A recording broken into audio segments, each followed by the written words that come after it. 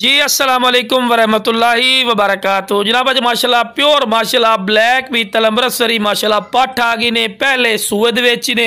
ते खूबसूरत और माशाल्लाह A+ क्वालिटी दी माशाल्लाह पट्ठ ने और चीज़ और क्वालिटी वो तुहाडी अखां दे सामने ही है पई, लेकिन तुहानू क्वालिटी बिरा दसने हैं। बड़े दोस्तों ने फौजी भाई क्वालिटी दसी करो तो कोई क्वालिटी घट हो इंशाल्लाह तुसीं मैनू कॉमेंट्स बॉक्स में दस भी सकते हैं। ठीक है मेरा बिरा पहले नंबर पर आ गया जी माशाल्लाह कन्ना दे लापर चेक कर सकते हैं भी चंगे लंबे कान और फेस ब्यूटी कमाल दी झालर अच्छी वाइट अख दे ने और मेन पॉइंट गर्दन दी लंबाई वेखो बिरा और वेल चेक करो कमाल दी माशाल्लाह वेल इसू और दोम बिल्कुल तीर वाली कार सीधी और बिल्कुल बराबर दा थला तला बिरा फेस ब्यूटी चेक करो झालर चेक करो और गर्दन दी वेल चेक करो बिरा कोई ऐसा पॉइंट नहीं जेड़ा घट होवे माशाल्लाह हर पॉइंट जबरदस्त ने मुंह दो दांदी ने